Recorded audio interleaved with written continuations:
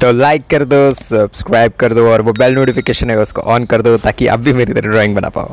तो क्या हम जो ओनली मौज बने, तो इस ट्यूटोरियल में हमारा मेनली फोकस रहने वाला है ऋतिक रोशन के हमारे जो नोज़ है वो बियर्ड और मुस्टच पे हम फोकस करने वाले हैं। बट शुरुआत करें उससे पहले लाइक शेयर सब्सक्राइब कर दो, क्योंकि सब्सक्राइब करोगे यार तभी आगे बढ़ेगा यार। बहुत लोग मुझे कमेंट करते हैं कि भाई आपके वीडियोज़ वायरल क्यों नहीं जा रहे, भाई लाइक नहीं कर रहे हो आप लोग, सब्सक्राइब नहीं कर रहे हो। इतने अच्छे अच्छे ट्यूटोरियल्स आपको लेके आ रहा हूँ इतने ईजी वे में और फ्री मिल रहा है यार। लोग अपने कोर्सेज बेच रहे हैं भाई, इतने पैसे कमा रहे हैं, हम फ्री में आपको भेज रहे हैं तो भी आपको नहीं देखना है। ठीक है कोई बात नहीं, आप भी खुश रहो हम भी खुश रहते हैं। और एपिसोड जो हमारा ट्यूटोरियल वो शुरू करते हैं। सबसे पहले जो हमने आंखों के रिलेटेड जो आईज़ बनाई थी ऋतिक रोशन की, वो तो हमने पूरा का पूरा लास्ट ट्यूटोरियल में डिस्कस कर लिया था। अगर आपने पहला पार्ट नहीं देखा है तो लिंक डिस्क्रिप्शन या फिर चैनल में लिंक में मिल जाएगी, आप जाके देख सकते हो वहाँ पे।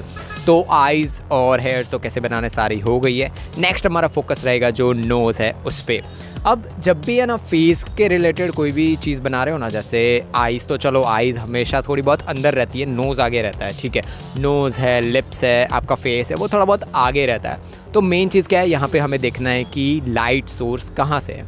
लाइट सोर्स का मीनिंग ये है कि जब आप दोपहर के 12 बजे घर के बाहर निकले हो तो सूरज सीधा आपके ऊपर होगा, तो लाइट सोर्स कहाँ पे होगा, आपके ऊपर। तो ऐसे ही जब आप किसी आर्टिफिशियल लाइट के आगे खड़े हो, जैसे आपके लेफ़्ट साइड से लाइट आ रही है तो आपका राइट साइड वाला जो फेस होगा ना वो डार्क हो जाएगा, ठीक है। तो अगर राइट साइड से लाइट आ रही है तो आपका लेफ्ट साइड वाला पार्ट है वो डार्क हो जाएगा, और वो डार्क पार्ट को हम क्या बोलते हैं, उसको बोलते हैं हम शैडोज़ बोलते हैं, ठीक है। और जहाँ पे लाइट डायरेक्ट पड़ रही है वहाँ पे हाइलाइट्स बनती है, वही चीज़ पे हमें फोकस करना है। तो अगर आप ऋतिक रोशन का ये फ़ोटो देखो तो उनका लेफ़्ट वाला फेस है, वहाँ पे बहुत ही ज़्यादा लाइट पड़ रही है, ठीक है, वहाँ से लाइट सोर्स आ रहा है in the sense. So main चीज़ क्या होगी कि शेडोज़ कहाँ बनने वाली है, राइट साइड वाले फेस में, राइट। सो जो नोज़ बनाने की हमारी जो मेन प्रोसीजर है उसमें क्या होगा कि राइट साइड वाला नोज़ का पार्ट होगा वो डार्क दिखेगा और लेफ़्ट साइड वाला पार्ट है वो थोड़ा बहुत लाइटर दिखेगा। तो उसी चीज़ को बनाने के लिए आपको पहले आउटलाइंस बना देनी है। आउटलाइंस वाला मैं पहले भी बता चुका हूँ कि आउटलाइंस में आपको क्या क्या चीज़ों पे फोकस करना है, कितना डार्क बनाना है, कितना लाइट बनाना है, तो वो ट्यूटोरियल आप जाके देख सकते हो पार्ट 1 वाला। तो उससे आउटलाइन हमने बना दी नोज़ वाली। दैन नेक्स्ट हमारी चीज़ होगी कि आपके पास 2B या फिर एच पेंसिल, जो लाइटर पेंसिल है उससे थोड़ा बहुत शेड करो। शेड कहाँ करना है आपको, जहाँ जहाँ पे आपको डार्कर पार्ट्स दिख रहे हैं, जैसे राइट साइड वाला पार्ट देखो नोज़ का तो वो डार्कर है, वहाँ पे कर दो। और उस पर भी आपको आउटलाइंस ऐसी बनानी है ताकि बहुत ही ज़्यादा गंदा वो ना दिखे। आपने आउटलाइंस बना दी पहले, उसके बाद शेड किया 2B पेंसिल से।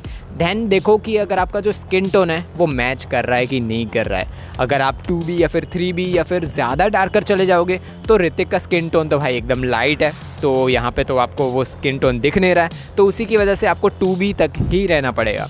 उससे शेड कर दो और उसको ब्लेंड करने के लिए आप टिश्यू भी यूज़ कर सकते हो, या फिर बहुत लोग मुझे बोलते हैं कि आपके पास अगर आपके पास ब्लेंडिंग स्टम्प्स या फिर कुछ भी हो तो उसको भी यूज़ करो। बट मैं रिकमेंड करता हूँ कि ब्लेंडिंग स्टम्प आपको तब यूज़ करना चाहिए जब आप बहुत ही ज़्यादा एडवांस्ड हो चुके हो या फिर बहुत ही अच्छे स्केचेस आप बना चुके हो। चीज़ क्या होती है कि जब आप ब्लेंडिंग स्टम्प को यूज़ करते हो ना तो वो गंदा हो जाता है, और ऑफ कोर्स यार सारे इंस्ट्रूमेंट गंदे होते हैं। तो मेन चीज़ क्या है कि गंदा होने के बाद नेक्स्ट चीज़ होती है ना कि नेक्स्ट टाइम जब हम दूसरा स्केच बना रहे हैं ना तब भी उसे साफ़ किए बिना ही उसे यूज़ कर लेते हैं। और ब्लेंडिंग स्टम्प को अगर आप ठीक से आप स्केच में यूज़ नहीं करोगे, ठीक से ब्लेंड नहीं करोगे तो आपका स्केच बहुत ही गंदा दिखता है। तो उसी वजह से आपको ब्लेंडिंग स्टम्प पे ज़्यादा इतना फोकस नहीं करना चाहिए।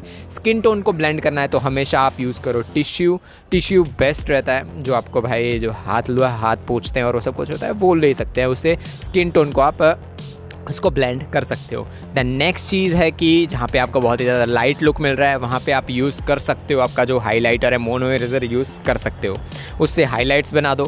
और ऐसे ही अगर आपको बहुत ज़्यादा डार्कर पार्ट, जैसे राइट साइड वाला पार्ट है नोज़ का वो बहुत ही ज़्यादा डार्क है, तो उसके लिए आप 3B पेंसिल या फिर 4B पेंसिल तक भी जा सकते हो। तो ऐसे ही आपका स्केच नोज़ का पार्ट ख़त्म होता है। नेक्स्ट चीज़ जिस पे हमें फोकस करनी है वो कंबाइंड है, वैसे जो उनके जो मुस्टैच है और बियर्ड है वो दोनों पार्ट को कंबाइन हमें बनाना है। तो उसी की वजह से चीज़ क्या है कि इसमें भी आपको बहुत ज़्यादा डार्क है उनकी बियर्ड, और जहाँ पे भी डार्क होता है तो हमेशा मैं क्या बोलता हूँ, यस चारकोल पेंसिल।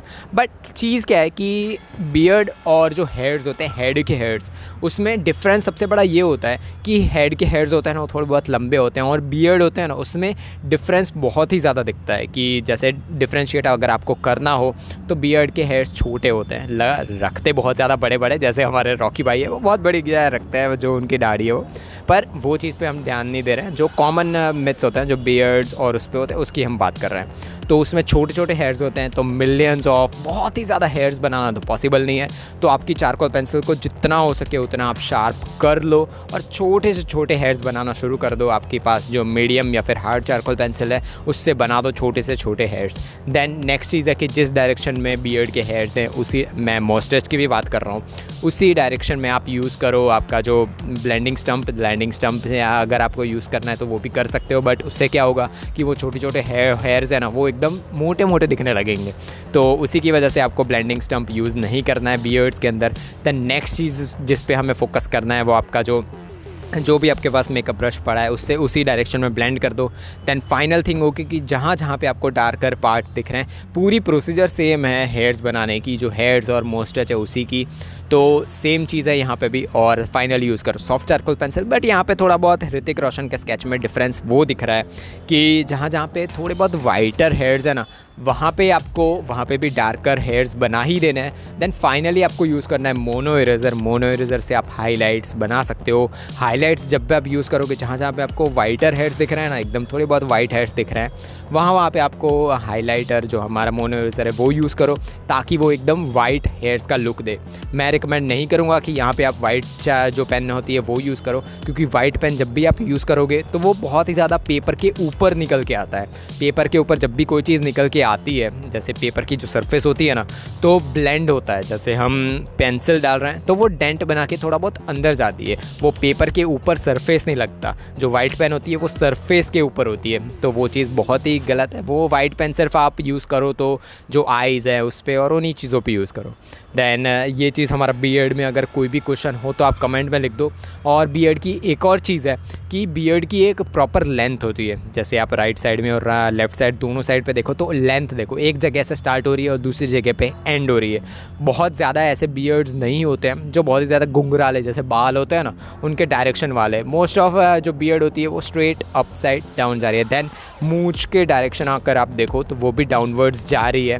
बट उसमें एक डिफरेंस ये है जो बियर्ड और मुस्टैच के बीच में है कि उसकी जो लेंथ है वो ऑफकोर्स यार इतना वाला डिफरेंस नहीं है, बट जो लेंथ है वो देखो बहुत ही ज़्यादा डार्क है। अगर आप राइट साइड वाला पार्ट देखो मुस्टैच का तो वो बहुत ही ज़्यादा डार्क है, और उसका रीज़न हम सबको पता है कि लेफ़्ट साइड से जो लाइट आ रही है तो of course darker part right side में बन रहा है और वो शेडोज़ बना रहा है। बट लेफ़्ट साइड वाली अगर आप मूंछ देखो, इसमें भी इतनी ज़्यादा डिटेल्स मैं नहीं दे पाया, और रीज़न सबसे बड़ा ये था कि जो मैंने रेफरेंस पिक्चर यूज़ किया था, आप गूगल पे सर्च कर सकते हो, विक्रम वेदा का जो मेन पोस्टर है वो सर्च कर सकते हो, आपको मिल जाएंगे, ये फ़ोटो आपको तुरंत मिल जाएगा। तो उसको जितना भी मैंने जूम किया ना, बट ये बहुत ही ज़्यादा HD फ़ोटो नहीं थी, तो मुझे इतनी ज़्यादा डिटेल्स दिख ही नहीं पाई, तो वो मैं अप्लाई नहीं कर पाया। चीज़ क्या होती है कि जब आप बहुत ही ज़्यादा एडवांस लेवल पे पहुंच जाते हो ना, तो छोटी से छोटी चीज़ अगर आपको नहीं भी दिख रही है ना तो भी बना देते हो आप वो चीज़ें। बट अगर आपको कोई पिक्सल्स जैसे किसी ने आपको फ़ोटो बनाने के लिए दिया है, बट वो फ़ोटो इतना ज़्यादा HD क्वालिटी में नहीं है, इतना ज़्यादा हाई क्वालिटी में नहीं है, भाई आपको एज्यूम ही करना पड़ेगा। वहाँ पर आपको इतना ज़्यादा क्रिस्प टेक्स्चर नहीं दे पाओगे, वो टेक्स्चर आप कभी भी नहीं दे पाओगे। उसका सबसे बड़ा रीज़न ये है कि अगर आपको कोई चीज़ नहीं दिख रही है तो आप कैसे अप्लाई कर सकते हो।